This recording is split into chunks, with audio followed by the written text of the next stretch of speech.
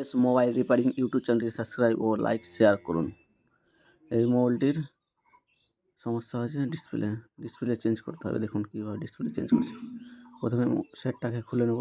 এই যে সেটটা খুলছি, এই যে দেখুন সেটটাকে খুলছি, এই যে সামনের ফেসিয়ালটা খোলা হয়ে গেছে।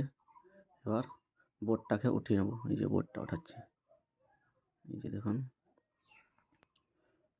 এই যে বোর্ডটা ওঠানো হয়ে গেছে। এবার কিপ্যাডের জালিটি খুলে নেব। এই যে খুলছি, দেখুন এই যে খুলছি, এই যে খোলা হয়ে গেছে। এবার এটা উঠিয়ে নিলাম, উঠানো হয়ে গেছে।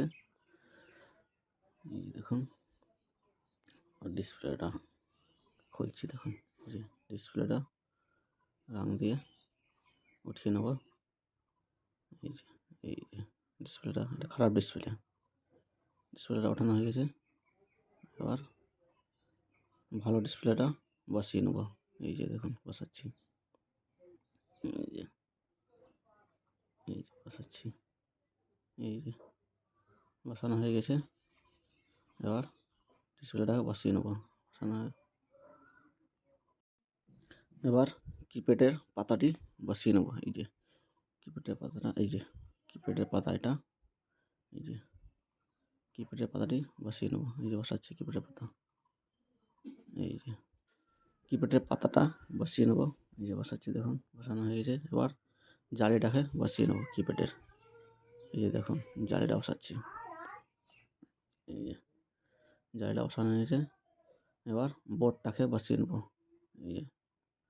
এই যে বোর্ডটা বসাচ্ছি, দেখুন এই যে বসিয়ে নিলাম ডিসপ্লে ঠিকঠাক করে। এই যে দেখুন এবার সামনের ফেসিয়ালটাকে লাগিয়ে নেব ঠিকঠাক করে। এই যে দেখুন লাগাচ্ছি, এই যে লাগানো হয়ে গেছে। এবার ব্যাটারি লাগিয়ে নেব। এই যে ব্যাটারি লাগালাম। ব্যাক প্যানেলটাকেও বসিয়ে নেব। এই যে বসিয়ে নিলাম। এই যে লাগানো কমপ্লিট, সাকসেসফুল।